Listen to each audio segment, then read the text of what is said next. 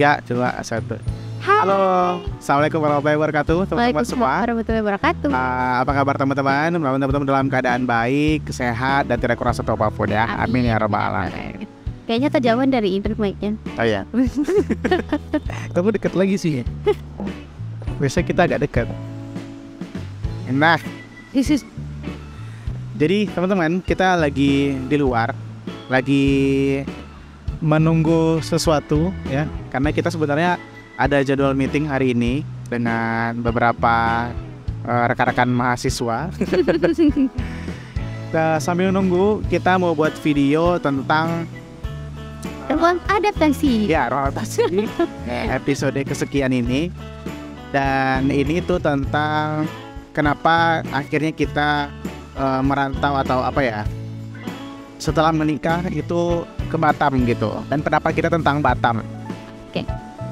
Karena kan notabene-nya kita kan pada akhirnya aku bekerja di Batam dan akhirnya Cece Idri juga mengikut bekerja di Batam gitu. Dan itu sebuah keputusan yang sangat cepat juga karena memang tidak ada pilihan lain ketika itu teman-teman setelah kita menikah. Ya. Pada keadaannya gitu ya. Jadi yang mengharuskan kita untuk langsung berangkat ke Batam. Dan setelah nikah kita juga nggak terlalu banyak libur waktu itu.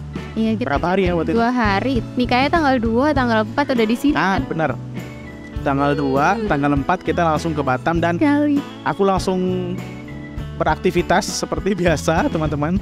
Dan kita nggak ada ngerasain honeymoonan. Dan aku langsung menjadi ibu rumah tangga yang baik, yang soleha insyaallah. Iya. Dan kenapa Batam? Kenapa aku dan Cece akhirnya memilih Batam itu karena memang aku sudah duluan ke Batam teman-teman. Dan memang akhirnya bekerja di Batam walaupun sebelumnya sempat bekerja di kota lain ya teman-teman. Pernah juga waktu itu masih di Padang bekerja ke Pekanbaru dan akhirnya memutuskan pelabuhan terakhirnya bekerja di Batam. Apakah ini pelabuhan terakhir? Nah, itu belum tahu teman-teman. We never know ya. Karena karena kan semuanya itu masih rahasia Allah ya. Masih rahasia perjalanan hidup kita juga. Kita nggak tahu apakah memang Batam menjadi pelabuhan terakhir atau tidak. Tapi at least sekarang kita sampai di Batam dan kita udah Cece Indri. Nyaman. Kamu udah 2 tahun. Iya, udah 2 tahun di Batam. Dan ini adalah kali pertama merantau. Yang benar-benar menetap gitu ya. Ya. Yang dulu kan sebenarnya merantau tujuannya untuk bekerja, tapi sekarang tujuannya udah langsung bersama suami kan gitu. Nah, menurut kamu nih, dari kamu dulu lah yang baru 2 tahun di Batam. Ya, boleh. Apa kesan kamu pertama kali sampai di kota ini gitu? Kesan pertama kali nyampe di Batam itu atau gini deh, sebelum kita bahas kamu sampai di Batam, sebelum kamu ke Batam gitu. Dan ketika kamu tahu akhirnya ada di Batam, pendapat kamu gimana gitu? Apa yang kamu pikirkan gitu? Ekspektasi ini tentang Batam itu yang dipikirkan adalah Batam itu kotanya banyak barang elektronik. Oh iya. Kan itu kan yang kedengeran. Terus habis itu karena beberapa teman-teman ini yang tinggal di Batam itu kebanyakan dia orang tuanya tuh kayak kerja di bea cukai yang kayak gitu. Jadi ekspektasinya tuh berarti kegiatan perdagangan di situ cukup sibuk ya, apalagi perdagangannya internasional gitu. Oke. Nah, terus Batam ini kan tempat masuknya kita free trade zone gitu kan. Ya, barang-barang impor. Ya, jadi pasar bebas gitu kan. Nah, sebelumnya tuh nggak kebayang nih pasar bebas di Batam tuh kayak gimana sih maksud bebasnya itu gitu. Iya sih. Ya, kayak gitu sih bayangannya. Selain itu tentang bentuk kotanya mungkin nggak terlalu kepikiran ya. Itu tuh cuma barela terus apa. Kamu lihatnya di internet? Iya, lihatnya di internet dan mikirnya tuh bakal mirip 11-12 sama Pekanbaru karena kan dia Melayu juga kan. Nah, mikirnya tuh kayak gitu awalnya. Padahal Batam sendiri itu adalah kepulauan kan. Iya. Yang notabene-nya kan juga berada di tepi pantai gitu, di tepi laut gitu. Iya. Yang nggak jauh juga kan bentuknya sama Padang gitu. Ya lanjut bang. Kamu pesan yang mana tadi? Oke. Ini hazelnut. Ini hazelnut. Oh yang hazelnut ini? ini itu green tea. Oh, ini kamu green tea, oke. Iya. Terima kasih Mas ya. Sambil minum guys. Jadi, Benar. memang tadi Batam kan sebenarnya nggak jauh beda dengan Padang gitu. Secara geografis kan dia juga Oh iya, secara geografis ya. Karena di dia tepi sama pantai. di tepi pantai. ya Punya pantai lah gitu. ya punya pantai, tepi laut gitu. Ya posisinya di tepi laut gitu kan. Tapi secara udara atau secara cuaca kamu cocok nggak ya di Batam? Udah berapa? Cocok sih. Karena dia tipikalnya daerah pantai gitu juga. Jadi cocok-cocok aja sebetulnya, sama aja kayak Padang gitu kalau untuk dari segi cuaca. Terus abis itu apanya lagi ya? Tapi panasan mana Batam sama Padang? Kalau menurut kamu ya? Ini masih di perspektif kamu nih kita bicara ya. Kayaknya panasan Padang deh. Panasan Padang? Enggak, panasan Padang kalau kita udah di daerah kampus. Kalau daerah rumah ini kan dingin. Oh iya. Tapi kalau di Batam ini kayaknya secara keseluruhan nggak begitu panas ya. Apa karena kita di tengah kota? Padahal Batam itu juga ada bagian yang perbukitannya juga loh. Iya, ya nih kayak kita sekarang di sini. Iya. Lagi deket bukit nih. Ini kan lumayan sejuk, anginnya banyak. Iya. Yang daerah deket rumah kita juga udah 2 kali kita pindah. Itu juga daerahnya lumayan adem kan. Iya, panas sih panas, tapi menurut aku yang anak Padang anginnya seriwing. iya, seperiwing gitu. Menurut aku yang anak Padang nggak yang terlalu gimana sih sekolah sama cuaca. Iya ya, karena kalau AA sendiri kan dari Duri ya, dari daerah Riau yang Duri itu panas lagi. ya memang karena Itu lebih panas. ya memang karena minyak kan, memang faktor karena di situ ada pemboran minyak, terus juga ada ya banyak pekerja industri yang berhubungan dengan minyak dan oil and gas lah gitu kan teman-teman. Oh ya, oke. Wow, datang guys. Emang guys? Kasih Mas ya. Jangan sedikit.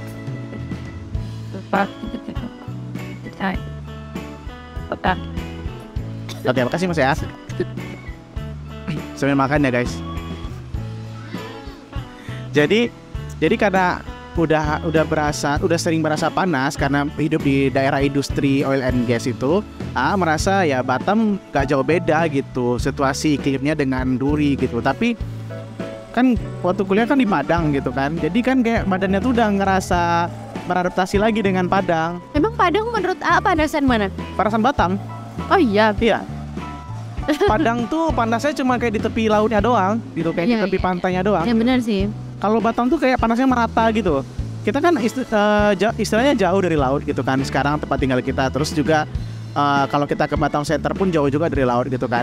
Tapi kalau misalkan kita main-main gitu ke Batam Center ataupun kita di area dekat rumah kita, itu panasnya tuh berasa banget kayak di tepi laut gitu. Atau karena jarak keluar siang kali ya. Ya mungkin iya sih. Jarak keluar siang jadi kayak nggak tahu gitu, nggak terlalu merasakan gitu. Iya, karena kan AA juga sering beraktivitas di luar kan. Kadang-kadang ada site visit segala macam dari perusahaan, tapi ngerasa kayak benar-benar panasnya tuh lain gitu, kayak bener menyengat gitu. Iya, tapi bener sih. Dilihat dari intensitas menggunakan AC aja kayaknya di Padang tuh nggak terlalu bergantungan sama AC gitu loh. Tapi kalau di sini kok nggak ada AC ya sih, panasan sini bener-bener. Panasan sini bener, karena di Batam tuh rata-rata teman-teman setiap rumah itu punya AC gitu. Kalau bisa tiap ruangan ada AC. Iya bener. Apalagi di dapur tuh tipikal rumah di sini tuh kan kayak ya begitulah ya. Ya. Nah jadi kalau udah masak di dapur, wah itu kayak di sauna itu ya. Iya benar. Nah itu perihal cuaca sih teman-teman, perihal adaptasi kami di Batam sendiri gitu tentang cuaca. Nah kalau dari segi apa ya, kehidupan sosial. Oh, kehidupan sosial. Ya. Nah, di Batam tuh gimana sih menurut kamu gitu? Kalau menurut Iri nyaman. Kalau kamu bandingin dengan waktu di Padang, nggak usah dibandingin. Oh nggak usah dibandingin. Oh beda jauh ya? Karena maksudnya tuh gini, mungkin tipikal masyarakatnya juga kali ya. Tipikal masyarakat yang tinggal di sini kan jauh lebih beragam. Di Padang memang beragam, karena kan di Padang juga beragam tapi tetap sukunya sama gitu. Mayoritasnya tetap satu suku yang kita sama. Tuh homogen. Kita homogen. Yeah. Kalau di Batam kita lebih ke heterogen. Iya, lebih banyak keberagaman yang terdapat di sini. Jadi ngerasanya tuh nggak tahu ya, kalau di tempat yang lebih beragam, jiwa-jiwa penerimaan terus fairnya itu, nah kan lebih Iya sih, harus saling toleransi. Ya gitu. toleransinya tuh juga sangat apa ya, sangat terasa lah di sini. Dan jujur ini cocok gitu aja tuh sosial di sini, karena kayak ya awal Ira mendalami, maksudnya nggak terlalu dalam sih, bersosial di Batam. Nah itu kan yang ada di situ, oh ini kayaknya hampir mirip sama Jakarta gitu. Dan suasananya pun juga karena saking beragamnya dan cuek ya itu. Oh iya. Cuek sih. Ya karena kalau di Batam sendiri, angin kan kencang banget. Karena kalau di Batam sendiri teman-teman, itu pun di sekitar rumah kita itu memang kayak tuh kelihatannya ya nggak terlalu sering banyak kumpul-kumpul gitu lah ya. Tapi nggak tahu lah di daerah lain ya. Ini nggak tahu sih deh. Ini perspektif kita dari dekat apa kita aja, tempat tinggal kita aja gitu. Karena mungkin kalau yang perumahan yang lama yang ada di Batam mungkin sosialnya juga lebih tinggi sih. Tapi di sini tuh karena ngerasanya tuh kayak oh ya kita punya kesibukan masing-masing, kita bekerja, kita apa segala macam. Nah jadi hal-hal yang tidak penting gitu sebetulnya ya nggak jadi bahan pikiran aja sih. Iya. Dan lagi pula di sini tuh semuanya tuh kayak saling toleransi gitu, dan nggak ada yang kayak julid-julitan dan segala macam gitu. Walaupun nggak tahu juga ya di daerah lain apakah sama dia. Mungkin ada tapi skalanya tuh nggak besar sebesar itu. Ya betul juga. Ya juga ngerasain sih karena lebih duluan datang ke Batam daripada kampung kan. Dan selama tinggal waktu itu di Batam duluan itu memang ngerasa kayak Batam itu sosialnya lebih ke arah individualis sih. Lebih kayak ya aku kamu gitu. Tapi ketika kita udah bisa bincang dan ketika kita tahu kita berasal dari daerah yang sama gitu kan teman-teman, itu tuh kayak kita ngerasa ketemu keluarga gitu. Ketemu keluarga terus juga ngomongnya lama gitu sekali ketemu gitu. Ya dan ketemu keluarga di perantau dan ketemu orang yang yang sama satu daerah. Dia satu daerah di perantauan. Di perantauan itu pasti rasanya bakal beda. Ya benar.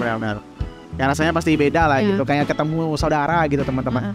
Tapi memang kita tuh ya kalau aku sih dibekalin dulu sama orang tua waktu datang ke perantauan daerah yang memang baru kita datang. Ya kita juga harus menjaga privasi juga gitu. Tidak semua hal bisa di-share ke orang lain gitu kan. Tapi mungkin ini prinsip kita semua lah ya. Masih beda-beda orang, beda-beda prinsip gitu kan. Oke. Kalau dari sosial menurut kamu kayak gitu ya? Iya. I love it. Berarti kamu selama 2 tahun tuh merasa cocok gitu dengan sosial di Batam? Cocok. Karena pun orang-orang baru yang ketemu di sini gitu kan, kayak di lingkungan kampus kan itu rata-rata orang baru semua, nggak pernah kenal sebelumnya. Terus kalau ada acara universitas yang lebih besar sekota Batam gitu pun misalnya ketemu orang kayak gitu tuh, ketemu orang-orang baru yang di Batam itu rasanya lebih beda aja gitu. Lebih banyak pemikiran-pemikiran lain yang masuk gitu ya. Kayak kita lebih wawasannya lebih terbuka aja gitu. Karena kan beda-beda arah, beda-beda asal gitu kan. Kita kan beda-beda asal karena kita heterogen itu. Jadi kita berasa kayak dapat pengalaman baru dari orang lain gitu, yang menambah wawasan kita juga gitu. Dan kita tuh rasanya original aja gitu. Iya benar ya. Iya nggak sih? Karena kan kalau misalnya di tempat yang kita udah lama ada di situ, pasti kita tuh sering disangkut pautkan dengan seseorang yang juga sama-sama kenal gitu. Ya benar. Kalau di sini tuh kita lebih kayak ya padanya mengalir begitu saja, ya seru aja sih. Oke, itu masalah sosial ya, masalah sosial, terus ekonomi menurut kamu. Ini yang terakhir deh, secara singkat aja gitu. Ekonomi menurut kamu gimana sih? Karena kan banyak juga teman-teman mungkin di luar sana yang mikir Batam itu adalah sebuah kota yang menjanjikan gitu. Nah, menurut kamu sendiri bagaimana gitu perekonomian di Batam ini gitu, perspektif kamu? Oke.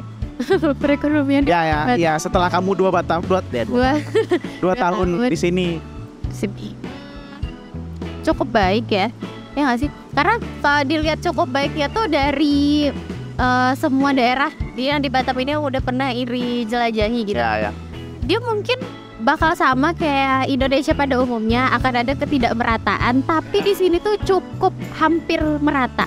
Iya, cukup hampir merata gitu. Menurut jadi nggak yang jomplang banget gitu. Iya. walaupun kelihatannya jomplang tapi sebetulnya mereka tuh punya sesuatu gitu. Iya. Nah misalnya kayak daerah-daerah yang daerah-daerah yang Suburban. ya suburban itu, kita pikir kan kalau daerah suburban itu yang ada di pikiran kita, oh dia kebanyakan orang kekurangan dan lain sebagainya.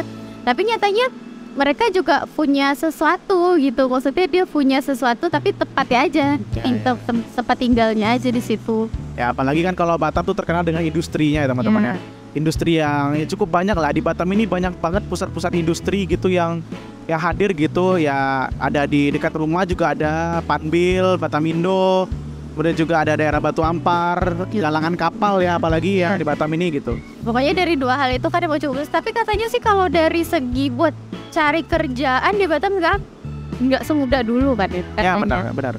Karena sekarang tuh karena udah banyak banget sumber daya manusianya, sehingga memang perusahaan-perusahaan dari luar negeri itu pun juga selektif banget membuka lowongan gitu.